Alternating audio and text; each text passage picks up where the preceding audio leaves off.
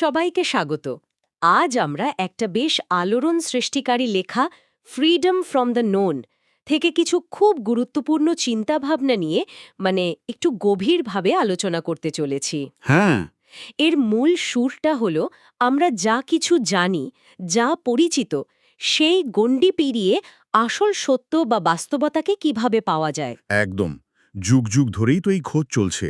মানুষ জাগতিক বিষয়ের বাইরে অন্য কিছু একটা চায়। হ্যাঁ, এমন কিছু যা চিরস্থায়ী, যা সময় বা পরিস্থিতিতে বদলায় না। কিন্তু মুশকিল হলো এই খোঁজটাই অনেক সময় আমাদের আরও বেশি বিভ্রান্তি, ভয়, কষ্টের মধ্যে ফেলে দেয়, তাই না? ঠিক। ফেলে দেয়। তাহলে আমাদের আজকের এই পর্যালোচনার লক্ষ্যটা কি? আমরা ঠিক কি করতে চাইছি? উম, লক্ষ্য হলো এই লেখার ভেতরের মূল যুক্তিগুলো, সেগুলোকে একটু সহজভাবে তুলে ধরা। যেমন?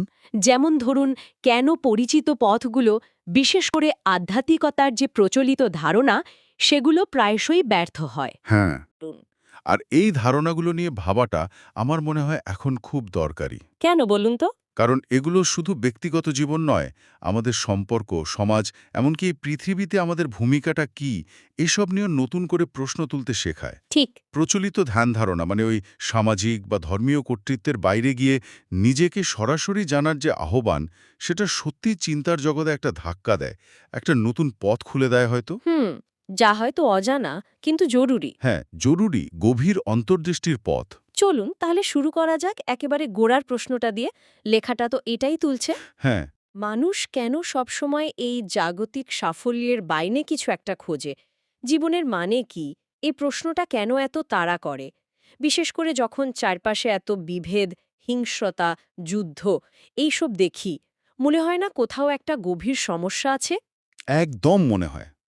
আর এই লেখা বলছে, যখন মানুষ সেই অজানা কিছুকে খুঁজে পায় না, তখন সে কি করে? সে নানা রকম বিশ্বাস তৈরি করে নেয়। বিশ্বাস? কি রকম বিশ্বাস? সেটা হতে পারে কোনো ত্রাণকর্তার ওপর বিশ্বাস, কোনো স্বর্গীয় পরিকল্পনা, বা কোনো রাজনৈতিক বা ধর্মীয় আদর্শ, এরকম আর কি। ও। কিন্তু মুশকিল হলো, এই বিশ্বাসগুলোই প্রায়শই বিভেদ আর হিংস্রতার জন্ম দেয়। আমরা ভাবি, আমার বিশ্বাসটাই ঠিক, আমার পথটাই সেরা। বাকিরা ভুল? হ্যাঁ, বাকিরা ভুল। আর এখান থেকেই সংঘাত শুরু হয়। তার মানে এই বিশ্বাসগুলো আসলে আমাদের এক ধরনের নিরাপত্তা দেয় ঠিকই, কিন্তু কিন্তু সত্য থেকে কি দূরেও সরিয়ে দেয়? অনেকটা সেরকমই। আমরা সমাজের নিয়ম, ধর্মীয় আচার, ঐতিহ্য, এগুলো মেনে চলি। হুম। এর ফলে আমাদের চিন্তা আর আচরণ কেমন যেন যান্ত্রিক হয়ে পড়ে। প্রশ্ন না করে অনেক কিছু মেনে নিই। তাই তো। শিক্ষক, গুরু, নেতা, বই, সবাই আমাদের পথ দেখান। কিন্তু এর ফলে আমরা কি অন্যের কথায় বেঁচে থাকা মানুষ হয়ে যাই না? মানে, লেখাটার ভাষায় যদি বলি, কি? আমরা যেন সেকেন্ড হ্যান্ড মানুষ হয়ে যাই। সেকেন্ড হ্যান্ড মানুষ? দারুণ বলেছেন। হ্যাঁ, যারা নিজেরা কিছু আবিষ্কার করে না, শুধু অন্যের শেখানো বুলি আওড়ায়।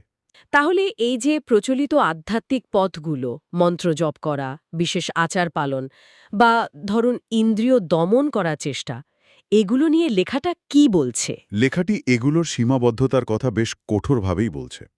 যুক্তিটা হলো, এই অনুশীলনগুলো মনকে আরও সংকীর্ণ, আরও নিস্তেজ করে তোলে। কেন? কারণ এগুলোও তো এক ধরনের যান্ত্রিক অনুকরণ।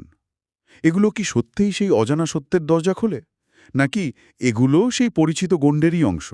লেখক প্রশ্ন তুলছেন, এমন কোনো পথ কি আছে যা একেবারে ভিন্ন, ভেতর থেকে আসার মতো? কেন্দ্র থেকে বিস্ফোরিত হওয়ার মতো, যেমনটা বলছিলেন। হ্যাঁ, তাহলে উপায়, যদি সব পরিচিত পথই ভুল বা অসম্পূর্ণ হয়, কি করণীয়? এখানেই তো সবচেয়ে বড় চ্যালেঞ্জটা।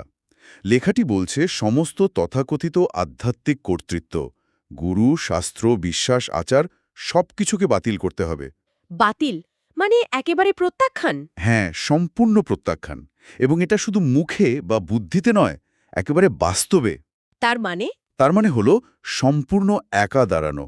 সমাজের চোখে ধার্মিক বা সম্মানিত হওয়ার যে লোভ, সেটা ত্যাগ করা। কিন্তু এটা তো খুব কঠিন। অবশ্যই কঠিন। তবে লেখক বলছেন, এই প্রত্যাখ্যান যদি শুধু বিদ্রোহ বা প্রতিক্রিয়া হিসেবে না আসে, যদি গভীর উপলব্ধি থেকে আসে, তাহলে? তবেই মানুষ ভয়ের ঊর্ধ্বে উঠতে পারে। আর ঠিক তখনই, যখন ওই খোঁজাটা থেমে যায়, হয়তো তখনই প্রথম শিক্ষাটা শুরু হয়। খোঁজা বন্ধ করা, এটা তো বেশ উল্টো শোনায়। আমরা তো ভাবি খুঁজলেই পাওয়া যায়। কিন্তু এখানে বলা হচ্ছে খোঁজা বন্ধ করাই হয়তো প্রথম পদক্ষেপ। নিজেকে জানা কেন এত জরুরি হয়ে পড়ছে তাহলে? কারণ মূল কথাটা হল ঈশ্বর, সত্য বা সেই পরম বাস্তবতা যাই বলি না কেন, তা অন্য কেউ আমাদের হাতে তুলে দিতে পারে না। কোনো গুরু, কোনো বই সেটা পারে না। নিজেকেই জানতে হবে। নিজেকেই সরাসরি জানতে বা উপলব্ধি করতে হয়। লেখক এখানে ব্যক্তি আর মানুষের মধ্যে একটা পার্থক্য করেছেন। সেটা কিরকম? ব্যক্তি হল সমাজ, সংস্কৃতি, ঐতিহ্যের ফসল, একটা গণ্ডিতে বাঁধা। কিন্তু মানুষ হল সর্বজনীন। হাজার হাজার বছর ধরে দেখুন বাইরে কত বদল এসছে, প্রযুক্তি, জীবনযাত্রা। হ্যাঁ, অনেক।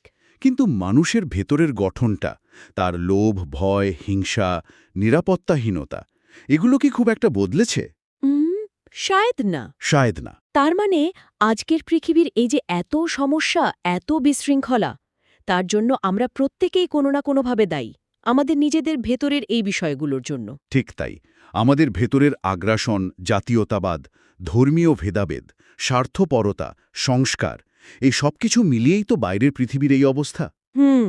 এই লেখার মূল সুরটাই হল যখন আমরা এই ব্যক্তিগত দায়টা গভীরভাবে উপলব্ধি করতে পারি, নিজের ভেতরের এই ব্যাপারগুলো সরাসরি দেখতে পাই, তখনই হয়তো আসল পরিবর্তনের শুরু। কিন্তু কোনো পথই তো সত্যের দিকে নিয়ে যায় না বলছেন। হ্যাঁ, না, কারণ সত্য কোনো স্থির বস্তু বা ধারণা নয়।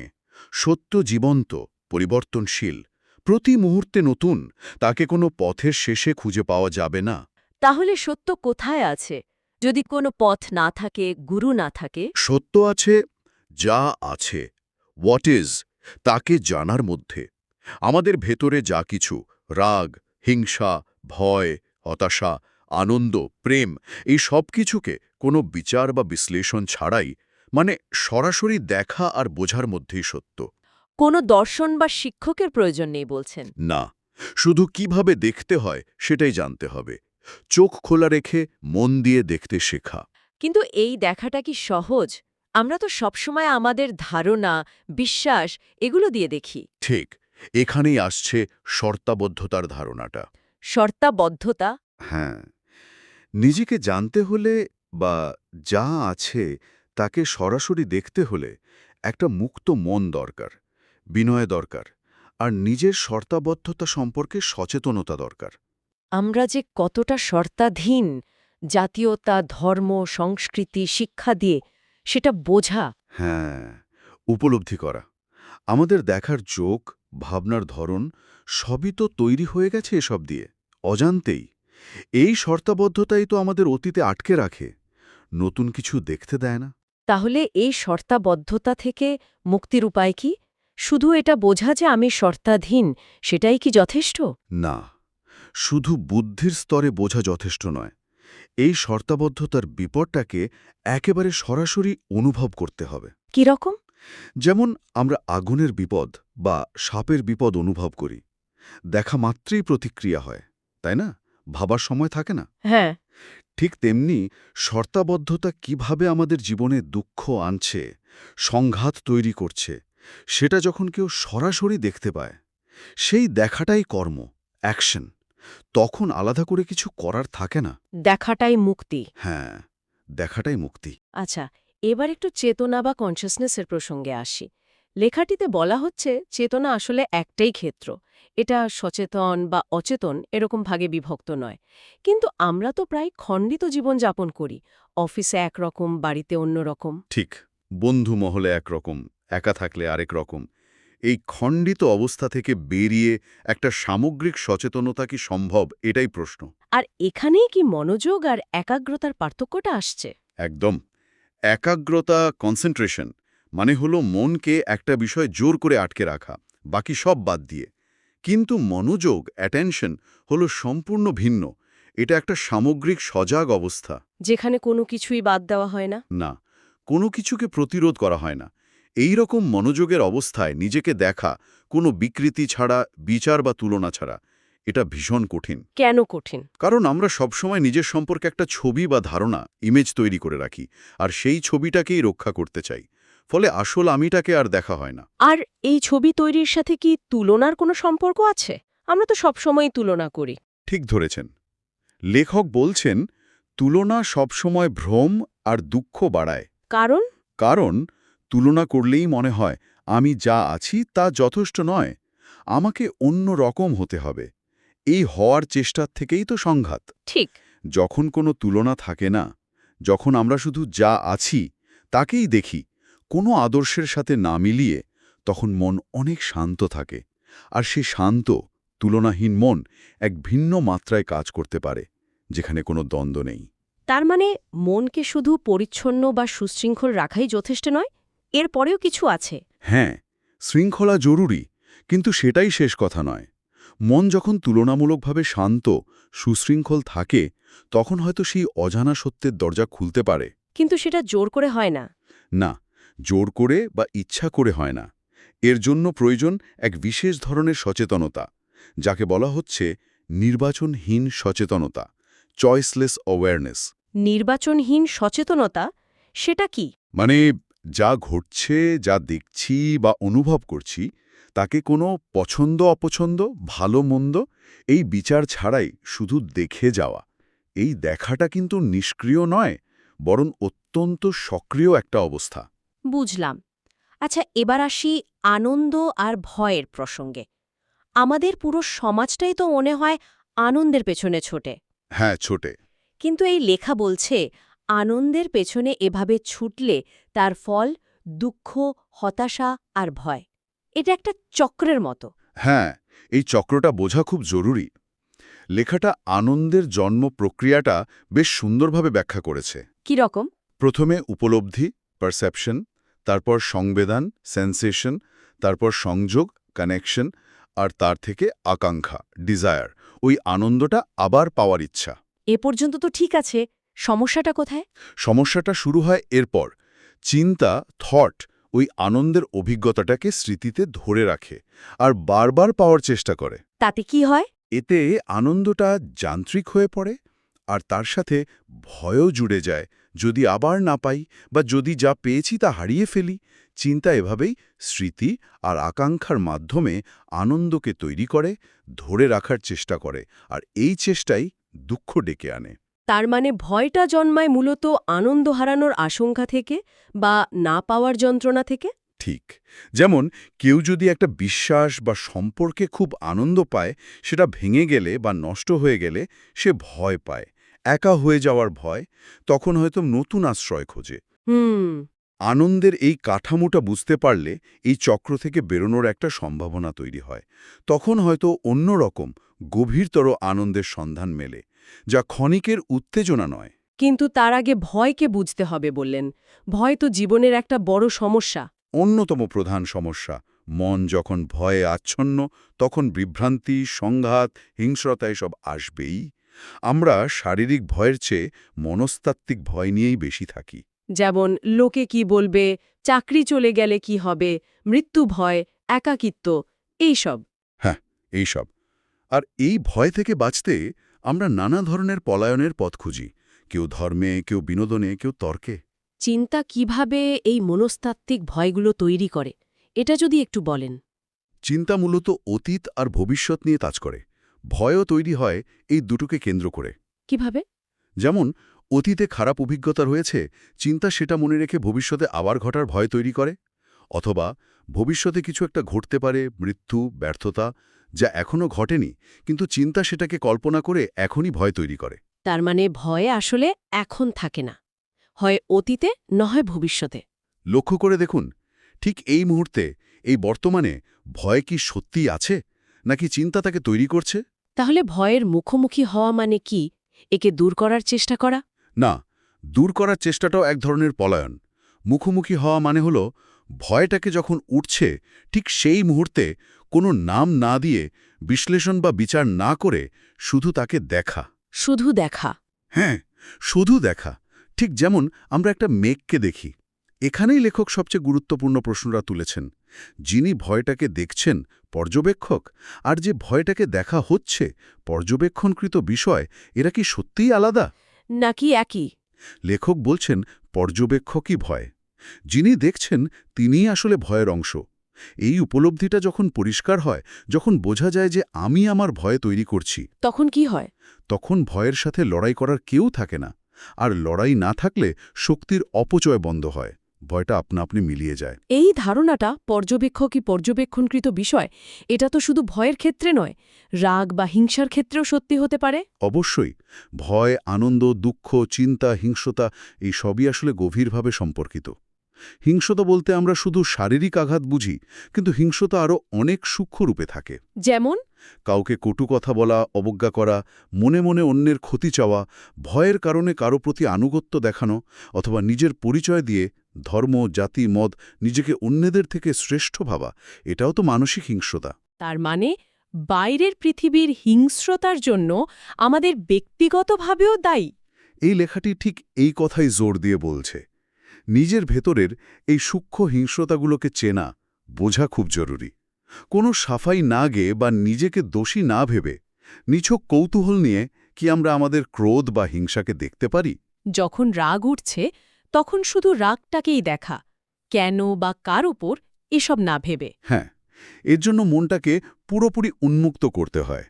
কোনো প্রতিরোধ না করে শুধু পর্যবেক্ষণ করতে হয়। হিংস্রতার মতো আমাদের সম্পর্কগুলো নিয়েও তো অনেক জটিলতা। সম্পর্ক নিয়ে এই লেখার দৃষ্টিভঙ্গি কি? সম্পর্ক নিয়েও খুব মৌলিক কিছু কথা আছে। একটা প্রধান ধারণা হলো আমাদের সম্পর্কগুলো বেশিরভাগ সময় সরাসরি মানুষ বা বিষয়ের সাথে হয় না। হয় না? তাহলে কার সাথে হয়? সম্পর্কটা তৈরি হয় সেই মানুষ বা বিষয় সম্পর্কে আমাদের মনে জমে থাকা প্রতিচ্ছবি বা ইমেজ সাথে। মানে ধরুন, স্বামী-স্ত্রীর সম্পর্ক। স্বামী তার স্ত্রী সম্পর্কে মনে মনে একটা ছবি তৈরি করে রাখে, স্ত্রীও স্বামীর সম্পর্কে। এরপর তাদের সম্পর্কটা চলতে থাকে ওই ছবিগুলোর মধ্যে, আসল মানুষ দুটোর মধ্যে নয়। ও এই কাল্পনিক সম্পর্কই তাহলে সংঘাতের জন্ম দেয়। হ্যাঁ, কারণ ছবিটা কখনোই আসল মানুষটা নয়। ভুল বোঝাবুঝি, যন্ত্রণা এখান থেকেই আসে। এটা খুব সত্যি কথা। আমরা প্রায়শই অন্যদের আমাদের তৈরি করা ছাঁচে ফেলতে চাই। তাহলে প্রকৃত সম্পর্ক কেমন হতে পারে? জীবন মানেই তো সম্পর্ক, কিন্তু প্রকৃত সম্পর্কের জন্য প্রয়োজন এক ধরনের আভ্যন্তরীণ দারিদ্র্য। ইনওয়ার্ড পভার্টি মানে আর্থিক দারিদ্র্য নয়। এর মানে হল মনের ভেতর থেকে সমাজে চাপানো মনস্তাত্ত্বিক কাঠামো, লোভ, ঈর্ষা, ক্ষমতা বা পদমর্যাদার আকাঙ্ক্ষা, কর্তৃত্ব করার ইচ্ছা, এই সব থেকে মুক্ত হওয়া। যখন মনের ভেতরেই আবর্জনা থাকে না, তখনই একটা স্বচ্ছ, সরাসরি সম্পর্ক সম্ভব। যেখানে কোনো ভান বা লুকোচুরি নেই। ঠিক। আর সম্পর্কের মধ্যে যে সংঘাত আসে তার একটা মূল কারণ হল তুলনা। তুলনা। আমি যা আছি এবং আমার যা হওয়া উচিত, এই দুইয়ের মধ্যেকার দ্বন্দ্ব। এই হওয়া উচিতের ধারণাটা আসে হয় অতীত থেকে, না হয় ভবিষ্যতের কোনো আদর্শ থেকে। কিন্তু জীবন তো আছে এই বর্তমানে। যদি আমরা শুধু যা আছি তাকে নিয়ে বাঁচতে পারি কোনো তুলনা ছাড়া, তাহলে শান্তি আসে। হ্যাঁ, ভেতরের সংঘাত কমে আসে, শক্তি বাড়ে। আকাঙ্ক্ষা, বিশেষ করে কিছু একটা হওয়ার আকাঙ্ক্ষা, আরও জ্ঞানী, সফল বা আধ্যাত্মিক হওয়া, এই আকাঙ্ক্ষাই আসলে সব দ্বন্দ্বের মূল। তাহলে ভালোবাসা নিয়েও তো আমাদের কত ধারণা। এটা কি শুধুই আবেগ, আনন্দ বা আকাঙ্ক্ষা? ভালোবাসা নিয়েও প্রচলিত ধারণাগুলোকে এই লেখা প্রশ্নবিদ্ধ করেছে। গির্জা, সমাজ, সংস্কৃতি সবাই ভালোবাসাকে নিজেদের মতো করে সংজ্ঞায়িত করেছে। একে কখনো কর্তব্যের সাথে, কখনো আনন্দের সাথে, কখনো নির্ভরতার সাথে গুলিয়ে ফেলা হয়েছে। তাহলে আসল ভালোবাসাটা কি? লেখক বলছেন, ভালোবাসাকে যদি তার আসল রূপে বুঝতে হয়, তাহলে এর উপর চাপানো সমস্ত ধারণা, অলংকার, সেগুলোকে সরিয়ে ফেলতে হবে। কখন ভালোবাসা সম্ভব হয়? এই লেখা অনুযায়ী ভালোবাসা তখনই সম্ভব যখন মনের ভেতর কোনো ভয় থাকে না, নির্ভরতা থাকে না, ঈর্ষা থাকে না, অধিকারবোধ বা আধিপত্য বিস্তারের ইচ্ছা থাকে না। এমনকি প্রচলিত অর্থে যাকে আমরা দায়িত্ববোধ বলি বা আত্মকরুণা, এগুলো যখন থাকে না। হ্যাঁ, ভালোবাসা তুলনা করে না, বিচার করে না। কে বেশি, কে কম, এসব প্রশ্ন অবান্তর। ভালোবাসার সবসময় বর্তমানে সক্রিয়, এর কোনো অতীত বা ভবিষ্যৎ নেই। এর জন্য কি প্রয়োজন? প্রয়োজন সম্পূর্ণ আত্মত্যাগ, আমি এবং আমারের বোধ থেকে মুক্তি। আর প্রয়োজন এক তীব্র, উদ্দেশ্যহীন আবেগ, প্যাশন উইদাউট মোটিভ। এমন এক শক্তি যা কোনো কিছু পাওয়ার জন্য নয়, যা নিজেই নিজের পূর্ণতা। এই ধারণাগুলো সত্যি খুব গভীর। আর প্রচলিত চিন্তা থেকে বেশ আলাদা। স্বাধীনতার ধারণাটাও কি এখানে অন্যরকম? আমরা তো ভাবি কোনো কিছু থেকে মুক্তি স্বাধীনতা। হ্যাঁ, স্বাধীনতার ধারণাটাও ভিন্ন। কোনো কিছু থেকে মুক্তি, ফ্রিডম ফ্রম সামথিং, এটা এক ধরনের প্রতিক্রিয়া। কারণ যা থেকে মুক্তি চাইছি সেটার দ্বারাই আমি চালিত হচ্ছি। তাহলে প্রকৃত স্বাধীনতা কি? প্রকৃত স্বাধীনতা হল মনের একটা অবস্থা, সব কিছুকে প্রশ্ন করার ক্ষমতা, সন্দেহ করার ক্ষমতা, কোনো কিছুকেই চূড়ান্ত বলে ধরে না নেওয়ার ক্ষমতা।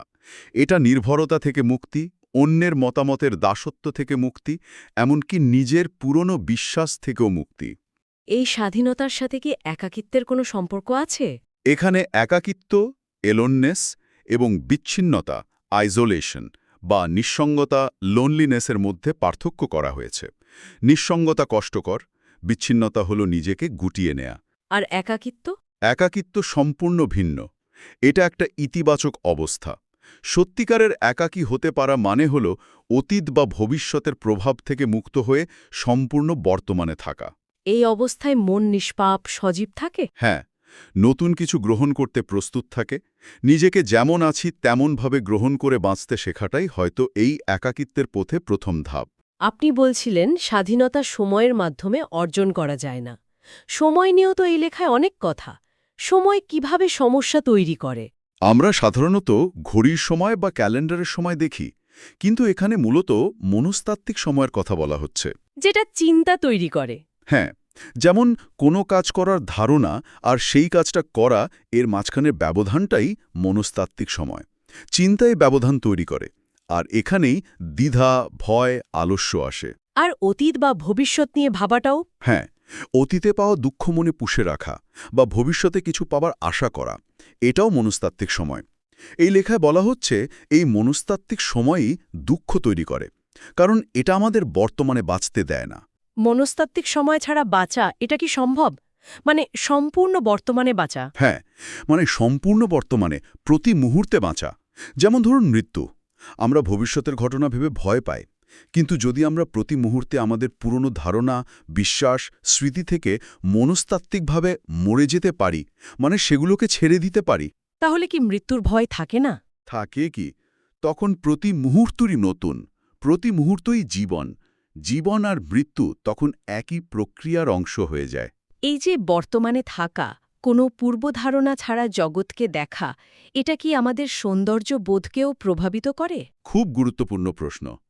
লেখক বলছেন, আমরা প্রকৃতির সাথে, জীবনের সাথে সহজ সরাসরি সংযোগ হারিয়ে ফেলেছি। কিভাবে? আমরা হয় বুদ্ধিবৃত্তিক বিশ্লেষণে ডুবে থাকি, নয়তো ইন্দ্রিয়গত উত্তেজনার ওপর নির্ভরশীল হয়ে পড়ি। এমনকি সুন্দর কিছু দেখলেও মন ভাবতে শুরু করে, আহা কি সুন্দর, ছবি তুলতে হবে, কালকের চেয়ে ভালো। মানে দেখার সাথে সাথেই চিন্তা আর তুলনা এসে যায়। তাহলে বস্তু নিরপেক্ষ সৌন্দর্য, বিউটি উইদাউট অবজেক্ট, কখন সম্ভব? যখন পর্যবেক্ষক আর পর্যবেক্ষিত বিষয়ের মধ্যে কোনো দূরত্ব থাকে না।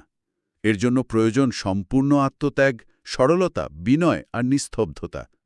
যখন আমি কেন্দ্রটা থাকে না, তখনই ভালোবাসা আর সৌন্দর্য থাকে। সেই পুরনো ধারণাটা আবার ফিরে আসছে। পর্যবেক্ষা কি পর্যবেক্ষিত বিষয়? এই উপলব্ধিটা কিভাবে দ্বন্দ্ব দূর করে? যখন আমরা বুঝি যে আমার রাগ, আমার ভয় বা আমার দেখা সৌন্দর্য, এগুলো আমি থেকে আলাদা নয়, বরং আমি এগুলো তৈরি করছি বা এগুলোর অংশ, তখন ভেতরের লড়াইটা বন্ধ হয়ে যায়। কারণ তখন আমি বনাম আমার রাগ, ভয়, এই বিভেদ থাকে না। ঠিক, ফলে শক্তির অপচয় হয় না, শক্তি তখন উপলব্ধিতে রূপান্তরিত হয়। এই গভীর, নির্বাচনহীন সচেতনতাই এই একত্বকে প্রকাশ করে। চিন্তার ভূমিকা নিয়েও তো অনেক কথা হলো। চিন্তা যেহেতু পুরনো স্মৃতি থেকে আসে, এটা কি তাহলে কোনো মনস্তাত্ত্বিক সমস্যার সমাধান করতে পারে না? নতুন কিছু ধরতে পারে না? ঠিক তাই, চিন্তা পুরনো গণ্ডির বাইরে যেতে পারে না। জাগতিক সমস্যা সমাধানে বিজ্ঞান, প্রযুক্তি এটা কার্যকর, কিন্তু মনস্তাত্ত্বিক সমস্যা, ভয়, দুঃখ, হিংসা সমাধানে অক্ষম। কারণ মনস্তাত্ত্বিক সমস্যাগুলো চিন্তারই সৃষ্টি। হ্যাঁ, চিন্তা কিভাবে শুরু হয়? কোনো স্মৃতি বা ধারণা থেকে একটা বিশেষ চিন্তা জন্মায়। সেই প্রক্রিয়াটা সম্পর্কে যদি আমরা সচেতন হতে পারি, তাহলে চিন্তা আর আমাদের উপর প্রভুত্ব করতে পারে না। তাকে নিয়ন্ত্রণ করারও প্রয়োজন হয় না। সে নিজেই শান্ত হয়ে আসে। তাহলে মনের এই শান্ত খালি অবস্থাটা মানে শূন্যস্থান কি হ্যাঁ। জরুরি? হ্যাঁ, অন্তরের এই একাকিত্ব বা শূন্যস্থান খুব জরুরি। কারণ এই খালি জায়গাতে স্বচ্ছতা, মঙ্গল ভাব, গুডনেস, সদ্গুণের বিকাশ ঘটতে পারে। মন যখন পুরনো ধারণা, বিশ্বাস দিয়ে ঠাসা থাকে, তখন নতুন কিছু ঘটার জায়গা থাকে না। শৃঙ্খলা মানে তাহলে নিয়ন্ত্রণ নয়, শেখা। হ্যাঁ, প্রতিনিয়ত শেখা।